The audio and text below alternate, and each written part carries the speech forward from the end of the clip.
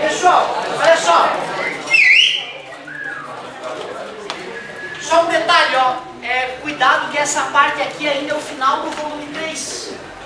Pelo que eu olhei na tua apostila, aqui no volume 4 ela já está entrando. Na teoria cinética dos gases. O volume 4 ela já está entrando em teoria cinética dos gases. Eu acho isso bastante precipitado. Vocês já estudaram alguma coisa de gases em química esse ano? Não. Ainda não? Não é justificado, só aquela pincelada geral. Tá, então assim, ó. Eu vou dar uma verificada. Alguém tem volume 3 aí só pra matar essa curiosidade? Deixa eu só dar uma olhadinha no volume 3 pra ver se eu tô louco, porque às vezes é comum o cara retirar uma parte da matéria, porque é vista em duas matérias. Aí o cara se enche o saco, combina com o professor de química, por exemplo, ó, tu vai falar dessa parte? Foi, então eu não vou falar, para não ficar repetitivo. Mas não, é isso mesmo, ó. É que começa lá no finalzinho do volume 3. Começa no finalzinho do volume 3 e logo depois já vai passar pro volume 4. Então ainda é volume 3 essa parte. O negócio é o seguinte. Estudo dos gases. Se a gente quer estudar o gás, a primeira coisa que a gente tem que fazer é imaginar o que é um gás. E isso nós estávamos começando a fazer no final da última aula, né? De física E. Eu falei para vocês que os cientistas, de tentar imaginar o que é essa coisa que nos envolve, acharam que o gás era feito de bolinhas perfeitamente esféricas, que ficavam se agitando, se chocando umas com as outras e com tudo que está em volta delas. Por isso que quando eu falo de um gás eu faço para tentar representar o movimento dessas moléculas. Então são várias moléculas, por isso que a gente faz assim, ó. E o importante é saber que cada molécula, em cada momento, tem uma velocidade, vai para um lado com uma certa velocidade, com uma certa direção, e elas vão se chocando umas com as outras e com a parede do recipiente e ficam lá agitadas.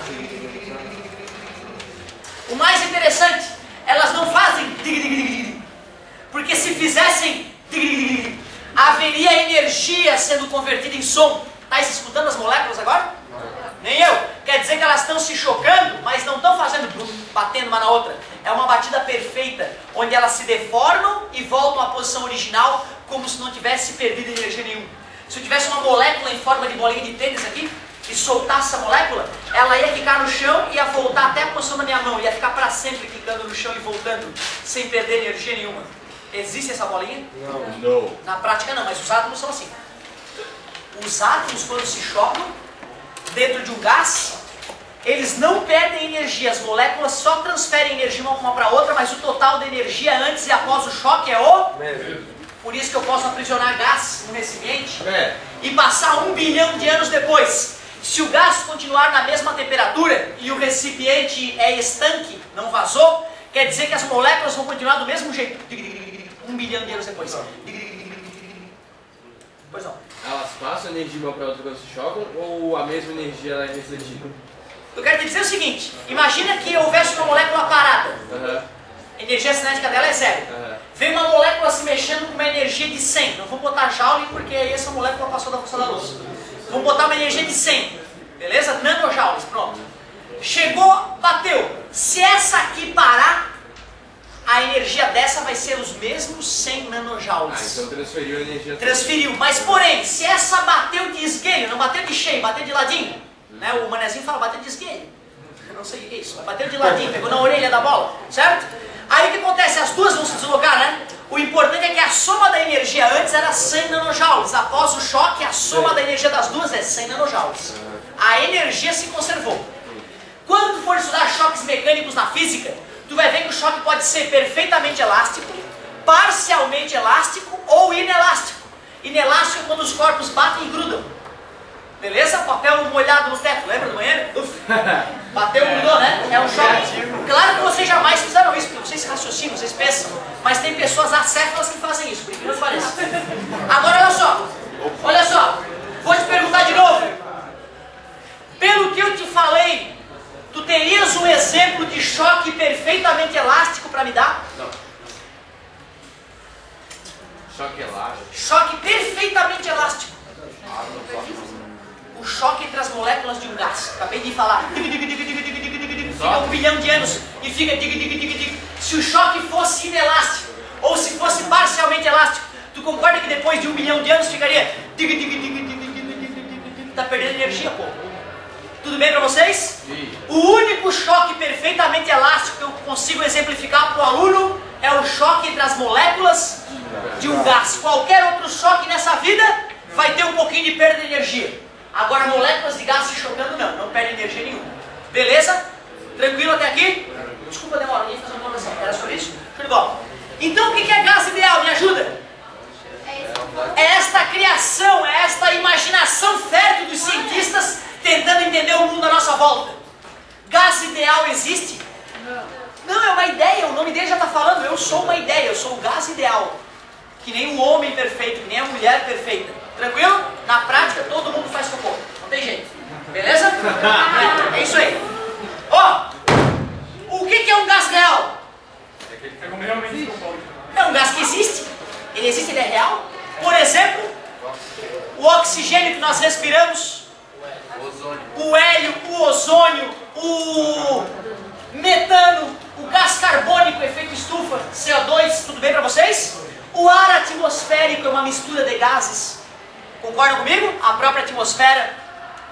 O H2S, o ácido sulfídrico, famoso, cheiro de ovo podre, é o tempero do pum, certo? O pum ele vem com um pouquinho de H2S, certo? Quando tá ardido daquele jeito é que tem muito H2S. Beleza?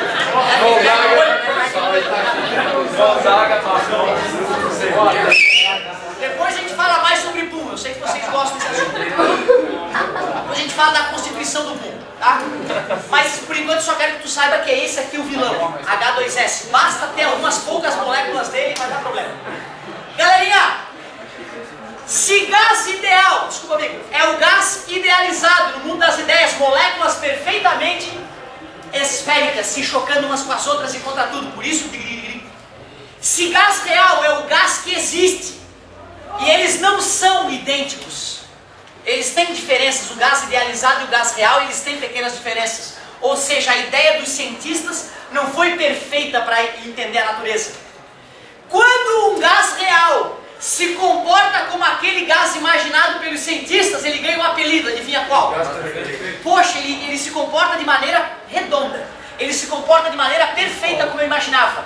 Nome, gás perfeito. Legal, né? Então, ó, gás ideal é o gás idealizado, não existe, é uma ideia. Gás real, hidrogênio, oxigênio, hélio, ar atmosférico.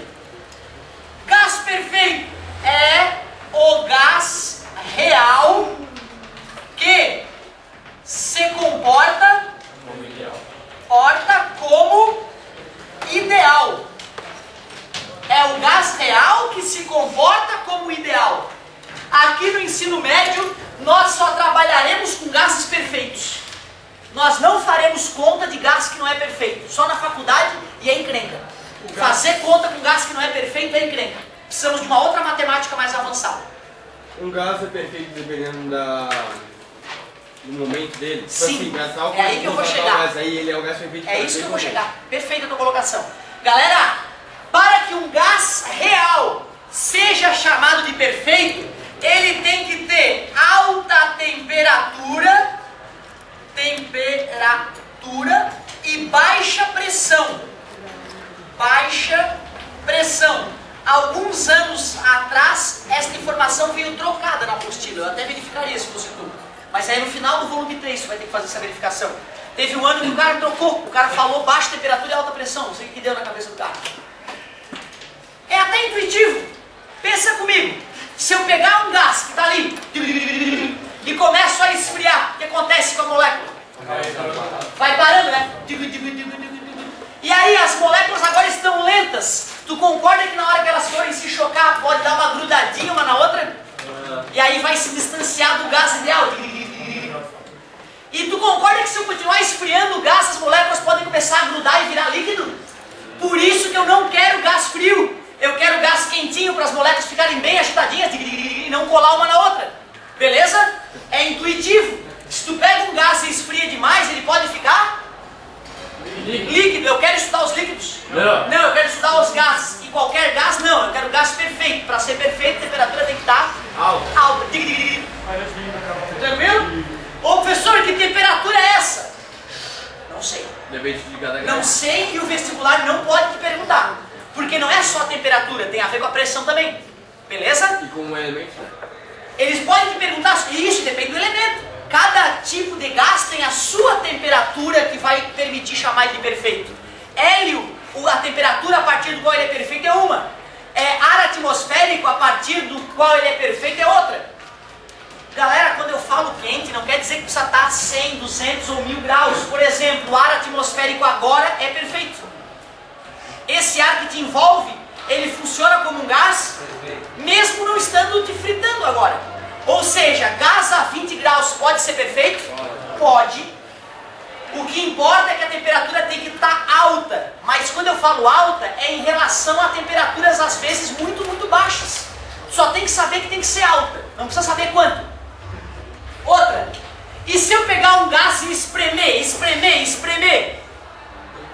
Pode ficar líquido ou não pode? Aí na verdade o certo não era chamar de gás, né? Era chamar de vapor. Porque gás de verdade já está acima da temperatura crítica. Não pode ficar líquido. Mas nós sabemos que se nós pegarmos um vapor e espremê-lo, as moléculas começam a grudar e fica tipo no isqueiro. O isqueiro, tu olha para ele, se ele é transparente, tu vê que é líquido lá dentro, né? Aquilo só aconteceu porque está espremido. Concorda comigo? Então eu posso espremer um gás demais e continuar tratando ele como gás? Não. Não, porque se eu espremer demais, vira. Então é o que eu quero. Eu quero baixa pressão. Faz sentido, né? Aí eu deixo as moléculas bem livres para elas não se grudarem e não virar líquido. Ou seja, lembrar que um gás, para ser chamado de perfeito, ou seja, né, tem que ser um gás real com alta e baixa, não é uma decoreba, alta temperatura e baixa pressão. É intuitivo. Se tu pensar um pouco na consequência das duas, tu mesmo capta que não pode estar muito frio e não pode espremer demais, porque senão fica... Eu não estou estudando líquido. Por isso o balão murcha. O balão murcha porque ele vai ter muita pressão no ar e o vapor d'água começa a condensar a pressão. Olha, entendi, um balão de festa, quer dizer. Balão de festa. Sim, ele murcha na verdade porque aquele nozinho que a gente dá, ele é um túnel gigantesco para moléculas. Mesmo quando a gente dá um nó forte, microscopicamente falando, a molécula passa por aquele espaço. Então se tu fizer um teste bem rigoroso, tu vai perceber que tem um fluxozinho mínimo de gás ali, beleza? Então é um vazamento geralmente pela... Mas vamos supor que o cara colou a boca, fez uma amarração que é impossível sair molécula por ali. E mesmo assim tu percebe que teu balão está murchando. Então talvez aquele balão não seja uma superfície tão perfeita quanto eu imagino. Talvez tenha poros naquele plástico que uma molécula ou outra passa de vez em quando. Já ouviram falar que o vírus da AIDS ele pode atravessar o preservativo? Não. O vírus da AIDS, galera, ele é menor, ele é bem menor que o poro do preservativo. O preservativo não tem poro, eu encho ele, ele vira um balão e não vaza. Não vaza porque tu ficou brincando um pouco tempo com ele. Amarra o preservativo cheio e deixa um mês lá no cantinho da tua casa. Tu vai ver que depois de um mês ele vazou. Se vazou é porque tem molécula caindo por ali. E é molécula de gás. Essa molécula de gás deve ser até maior que o vírus da AIDS, né? Mas mesmo assim o vírus da AIDS ele pode penetrar nos poros do preservativo. O senhor está falando isso para eu nunca mais transar na minha vida, né? Porém, a espessura do preservativo é quilométrica comparada com o vírus. Ou seja, embora o vírus possa penetrar no preservativo, para ele sair lá do outro lado, ele teria que fazer uma maratona viral.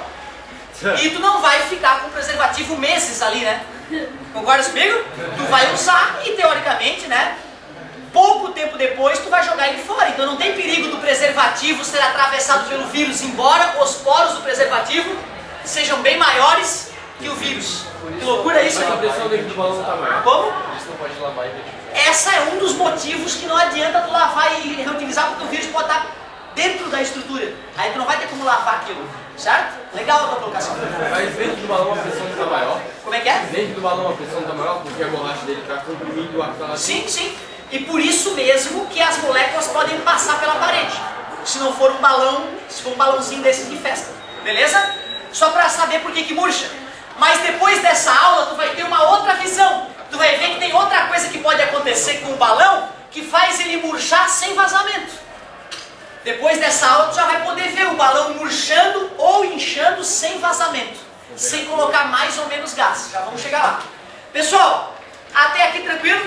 Gás ideal, gás real e gás perfeito. Tem que ter essa noção do que é cada um. Gás ideal, Gás real, o que existe. Gás perfeito é o real, que se comporta a alta temperatura. Muito obrigado.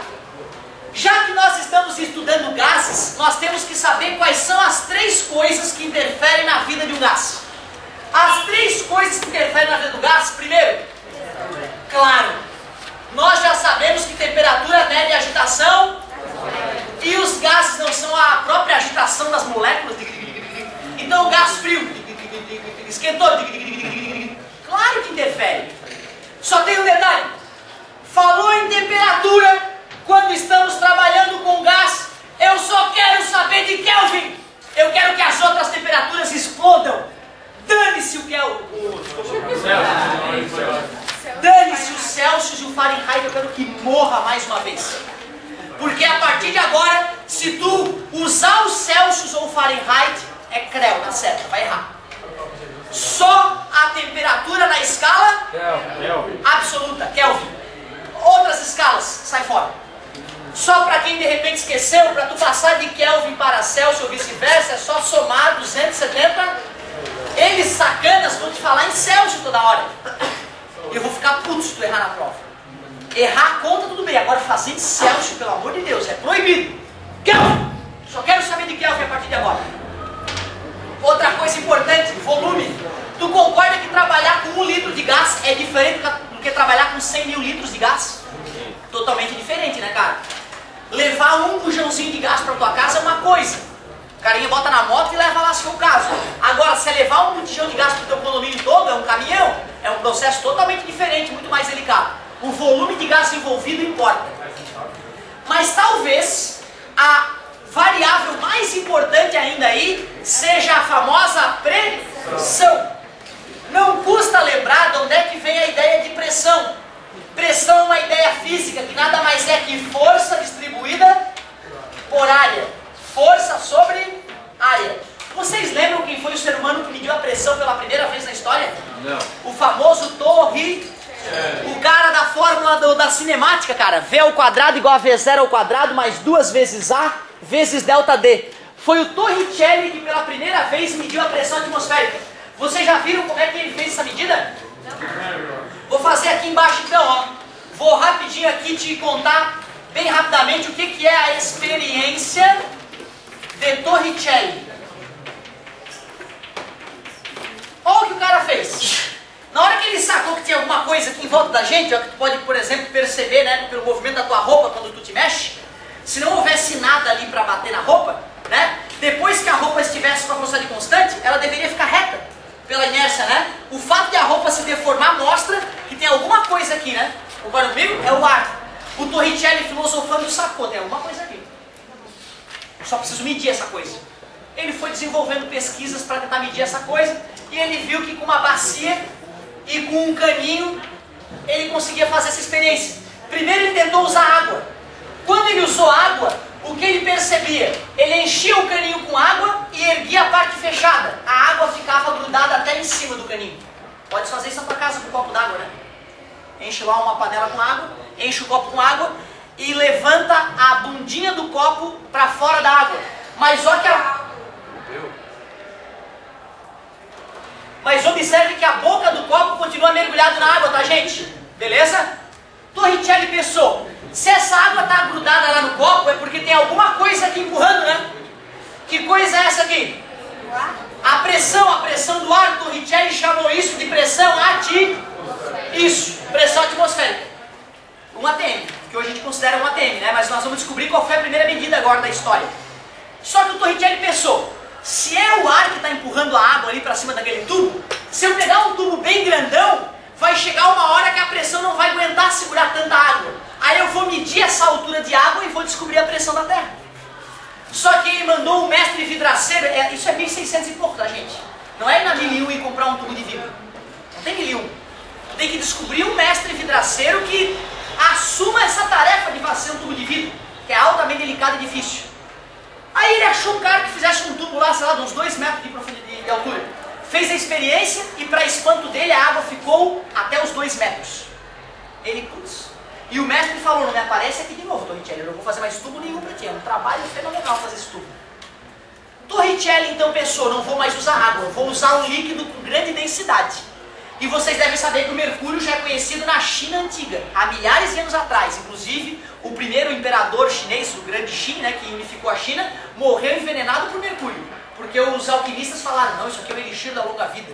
Pode tomar esse líquido aqui que vai ficar sarado. Conseguiram fazer isso? Conseguiu, o cara morreu. Né? O cara morreu tomando mercúrio. Atualmente, tu disse?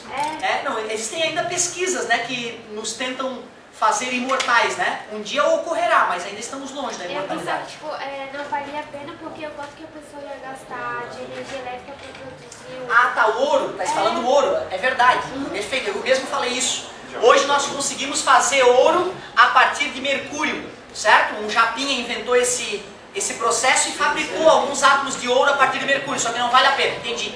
Eu estava pensando no elixir da longa vida dos alquimistas, que seria aquilo que tu toma e te permite ficar vivo para sempre, né? O elixir da longa vida. Ô galerinha, olha só, ele usou mercúrio. Mercúrio é 13,6 vezes mais denso que a água. Ou seja, 1 litro de água pesa, ou você tem uma massa de 1 quilo, tudo bem? 1 litro de mercúrio tem uma massa 13,6, cara. Porra, se tu pegar um potinho de 1 litro de mercúrio, tem que te impressionar. Mercúrio é mais denso que chumbo. 1 litro de chumbo pesa 8 quilos e pouco. 1 litro de mercúrio pesa 13 quilos e cacetada. Quando ele fez a experiência com mercúrio, ele obteve sucesso. Ele percebeu que a coluna de mercúrio, Hg, tudo bem? O símbolo do mercúrio da tabela periódica, tinha uma certa altura. Ele mediu essa altura, 760 milímetros. Por isso que desde então, a gente diz que a pressão atmosférica é 760 milímetros de mercúrio. Ou seja, a pressão do ar equilibra uma coluna de mercúrio com 760 milímetros. Poderia ser também 76 centímetros de mercúrio. Tudo bem para vocês? Que 760 milímetros é o mesmo que 76 centímetros? Até hoje os barômetros funcionam assim. Em 2013, os barômetros, ou seja, o medidor de pressão funciona assim. É um potinho com mercúrio e uma coluna de mercúrio. Tu olha a coluna de mercúrio e diz qual é a pressão. Inacreditável, né? 1600 foi inventado. 2013, como é que é o medidor de pressão? Assim. Claro que tem outros medidores de pressões mais modernos, mas os mais precisos, os mais confiáveis até hoje usam essa técnica. Tem aquele que mede temperatura quando o cara está com febre, né? Pode baixo também tem mercúrio dentro. Sim. Mas aí mede a dilatação dele, né? Mede, parabéns, garoto, pela dilatação do mercúrio, a gente vê o quanto a coluna subiu e mede. Parabéns, tem tudo a ver, né? É a dilatação.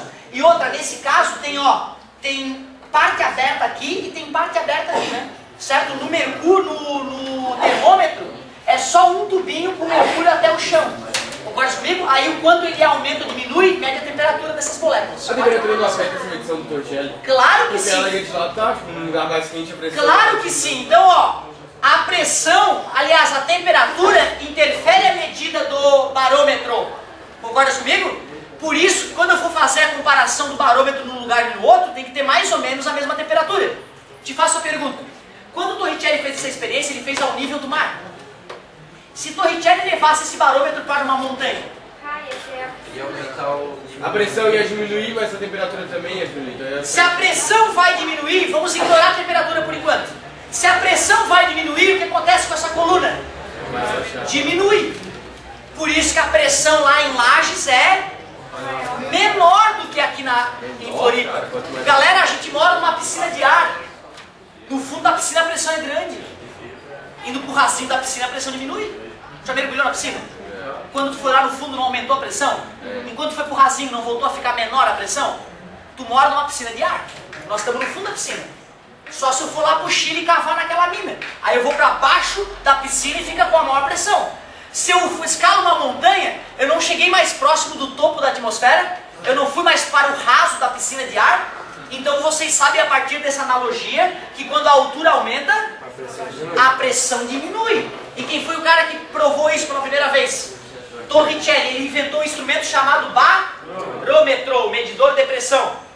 Lá em hidrostática, para o aluno ficar bom nisso, eu falo o seguinte, ó, 760 milímetros de mercúrio é o mesmo que uma atmosfera, que é o mesmo que 100 mil Pascal. Pascal é a unidade do sistema internacional, ó. Pascal é que é o SI, que é a mesma coisa que 10 MCA.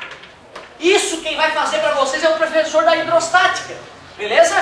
Tudo isso significa a mesma medida de pressão. Qual dessas aí não é familiar para ti? A última? Poxa, mas essa aí é a mais famosa do mundo. Essa aí todo pedreiro quando vai medir pressão ele mede dessa maneira. Ele vai lá e pede uma bomba. Pô amigo, eu quero uma bomba d'água para vencer 8 MCA. 8 metros de coluna de água. O pedreiro mede pressão em metros de coluna de água. É sempre assim, Pascal. Vai saber o que é Pascal? Em milímetros de mercúrio. Sabe ele da experiência do Michele, coitado? Não sabe. Então ele sabe que 1 metro de água precisa de uma certa força para vencer. Se ele vai lá e fez uma torre para o cliente dele que tem 8 metros, ele vai ter que bombear água para lá, né?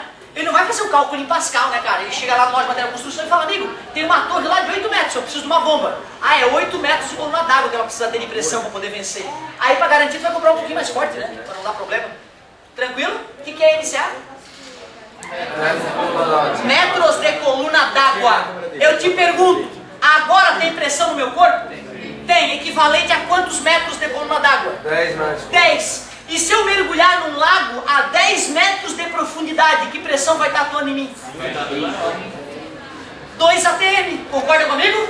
1 atm devido à atmosfera, mais 1 atm devido à coluna d'água. 2 atm, ou 20 metros de coluna d'água. Tudo bem para vocês? O mergulhador está a 100 metros de profundidade no mar. Aproximadamente qual é a pressão nele? 11. Porque tem o da atmosfera. Tem a atmosfera, tem 100 metros de água, gerando 10 vezes 10 metros de coluna d'água, 10 atmosferas de água, mais a de ar, 11. Tu viu como tem conta de hidrostática que tu resolve de cabeça na hora? Só lembrando que a cada 10 metros de profundidade, 1 atm a mais, além da atmosfera. Beleza? Dica preciosa que eu estou dando para vocês para matar a ideia de pressão, hein? Outra coisa que eu gosto de lembrar o aluno quando eu falo de pressão é que quando ele dá um boom, a pressão do boom dele tem mais que 100 mil Pascal. Pois é, dá a sensação, meu Deus, o cara é um monstro do boom. Mas não é isso, cara. O que é 100 mil Pascal? 1 atm, se tu desse o boom com menos que 100 mil Pascal, a atmosfera ia empurrar gás para dentro da tua bunda. Entendes isso? Quando tu dá o boom, a pressão nas tuas tripas não tem que ser maior que na atmosfera? Superou 100 mil Pascal. Ô boom, hein? Sempre que tu peida, ou seja, mais de 30 vezes por dia, de acordo com as pesquisas, cada um de nós, eu não peido, professor, tá bom. Então quer dizer que a cada dia, cada vez que tu solta isso várias vezes por dia, né? Tu tá vencendo a pressão atmosférica. Mais que 100 mil Pascal. Mais deixando o grupo. Vamos comemorar.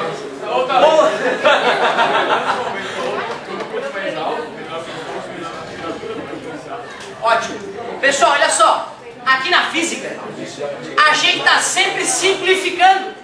A tua tendência é querer estudar a realidade nua e crua. Só que a realidade nua e crua, não fale para ninguém, é complexa de entender. Eu estou estudando a física, as ciências... Obrigado, amigo. Se puder ficar quietinho, eu agradeço. Valeu. Vocês têm aqui na frente quem vocês quiserem. Pode ser um doce, pode ser um filho da puta. Eu sei fazer a parte filho da puta. Sei apontar e falar, cala a boca. Alguém tá afim? Que bom. Então, continuando. Muito obrigado, amigo. Muito gentil. Então, olha só. Quietinhos, é uma turma boa. Vocês são muito comportados. Eu adoro vocês. Olha só, galerinha. Quando eu falei disso pra vocês, eu só tô te mostrando que na hora de falar em pressão, tu tem que ter um domínio sobre várias unidades. Não adianta saber que a pressão atmosférica é 1 atm. Tem que saber que 1 atm, medido por Torricelli, deu 760 milímetros de mercúrio. Esta experiência de Torricelli cai todo ano no vestibular. Todo ano no vestibular. Se Torricelli tivesse usado água, qual é o tamanho desse tubo para ele poder medir a pressão? 13 metros. Mais que 10 metros, porque se tivesse 10 metros, a água ia ficar com 10 metros. Não é? Se ele tivesse feito um tubo com 11 metros de água, ele ia perceber que ia ficar equilibrado lá pelos 10 metros. Aí ele poderia ter usado água. Em 1600 era viável construir um tubo de vidro com 10 metros? Não. Por isso que ele teve que fazer com mercúrio. Tudo bem pra vocês? Sim. Show de bola. Agora olha só. Já que eu te falei a história da pressão, como é que nós medimos pressão pela primeira vez, nós já temos domínio, aliás, nós já sabemos quais são as 3 variáveis do estado de um gás. Se muda a temperatura de um gás, o comportamento dele muda? Muda. E o volume? Também. E se eu pegar e espremer o gás? Muda mais. Claro, pô. E são só essas 3 coisas. Se eu conheço essas 3 coisas, eu conheço o gás. Beleza. Quais são as propriedades do gás? São só 2. Eu digo que é uma. Os livros dizem que são 2. Quem sou eu para questionar o livro, né? Mas olha só. Expansibilidade. Tem a ver com expansão, obrigado. O que seria então expansibilidade? É a habilidade de se expandir. O pum é a prova disso. Cara, e detalhe, tem vácuo aqui entre a gente? Não. O cara solta um pum ali, e é daqueles. O cara tá lá, passa 10 segundos, puta que pariu. Vai dizer que não é? O pum é ou não é a prova cabal de que os gases se expandem? E detalhe, o pum se expandiu em cima de um gás que já existia. Tu imagina um pum no vácuo. Meu Deus, o pum no vácuo, a expansão é brutal. É brutal. Beleza? Então, é importante tu perceber. O que no dia a dia me prova que gás se expande? Pela madrugada o cara peidou, inunda a aula, rebenta a aula. Se o cara estiver ruim, rebenta a aula. É a prova cabal de que gás tem a capacidade de se expandir. Porém, se tu pegar o gás e avacalhar e forçar, obrigar ele aceita diminuir de volume? Temos prova disso. Sim, hoje já falei sobre isso. isso. Até um limite, depois ele vai O começar próprio isqueiro, a quantidade de gás que tem no isqueiro foi reduzida pela pressão, não é isso? Bujão de gás também. A seringa, o bujão de gás. Imagina se o gás não viesse espremido para tua casa, ia ser um caminhão da Liquigás só para tua casa. Ia ser inviável economicamente, beleza? Então se ele pode se expandir, ele também pode ser compressibilidade. Que bonito, compressibilidade. A habilidade de ser comprimido. Água. Eu posso pegar 1 litro d'água e fazer ela se expandir para 2 litros e continuar água líquida? Não. Eu posso pegar 1 litro d'água e espremer ela e transformar em meio litro d'água? Não. Ela continua com 1 litro. Se ela mudar, vai mudar para 0,9999 litros. Ou seja, é desprezível a compressão da água. Por isso que a gente diz que os líquidos são incompressíveis. Agora, o gás aceita tanto expandir quanto ser espremido. Não é a mesma coisa? Expandir e ser comprimido não é a mesma face de uma moeda? Faces diferentes da mesma moeda? Então eu poderia dizer que os gases aceitam variar de volume. Acabou. Então o gás tem uma propriedade. Ele aceita mudar de volume.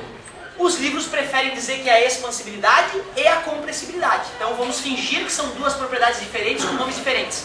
Na prática a gente sabe que é tudo a mesma coisa. Ele aceita mudar de volume. Alguém ia fazer uma pergunta?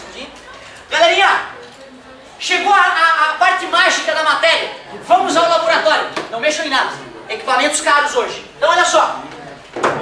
Eu quero estudar o comportamento dos gases, é estudo dos gases. Porém, eu descobri que tem 3 coisas que interferem na vida de um gás. Temperatura, volume e pressão. Que bonito! Se eu for estudar as 3 de uma vez só, eu vou pirar. E não vou conseguir entender. Então eu vou fixar uma constante e vou tentar entender a variação de outras 2. Quem será que é bem fácil fixar como constante? Temperatura é delicado, cara. Porque quando a gente espreme um gás, ele quer esquentar o safado.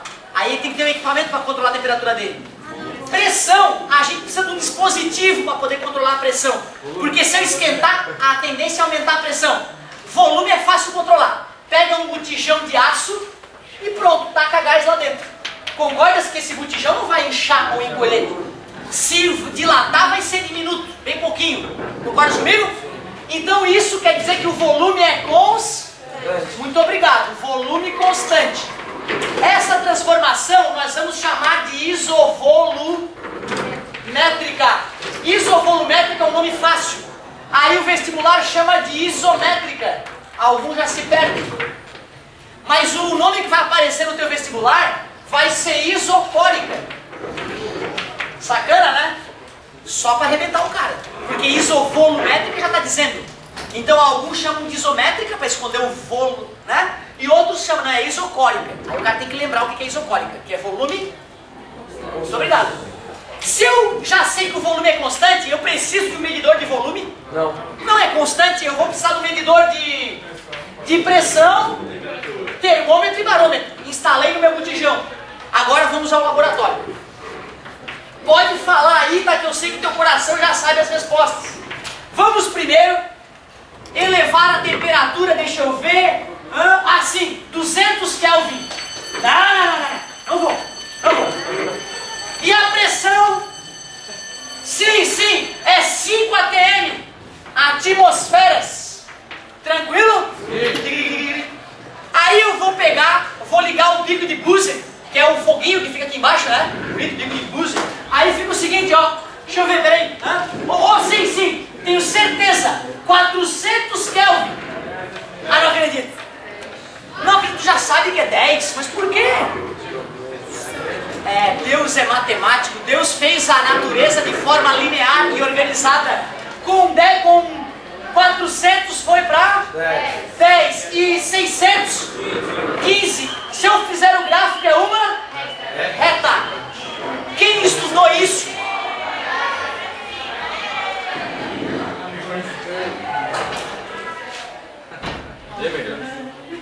Quem estudou isso pela primeira vez na história foi Charles. E isso é conhecido até hoje como primeira lei de Charles. Diz o seguinte, ó. Quando um gás está com volume constante, a sua pressão é proporcional à temperatura. Em Kelvin. Tudo bem para vocês? Vocês mesmos sacaram. Quando o volume é constante. Que bonito! Quando o volume de um gás é constante, a pressão dele é diretamente proporcional à temperatura em Kelvin. Triplicou a temperatura? Reduz em 10 vezes a temperatura. Faz sentido? Sim. Claro que faz, é claro que faz. Só que graficamente ou teoricamente não é o suficiente, precisamos de uma fórmula matemática. Ficaria assim, ó. Pressão 1 sobre temperatura 1 igual. Pressão 2 sobre temperatura 2. Pronto, assim se eu conhecer 3 desses valores, eu encontro o quarto sem problema nenhum. Lei de Charles, ou primeira lei de Charles. Na próxima aula eu vou deixar o que constante? A pressão e depois vai ter outras 2 transformações. E aí depois nós vamos misturar tudo e já vamos estar entrando no volume 4. Muito obrigado pela paciência e pela atenção. Seria legal tu dar uma olhadinha no final do volume 3 como tarefa, arriscar uma questãozinha teórica sobre gases e assim por diante. Falou, galerinha!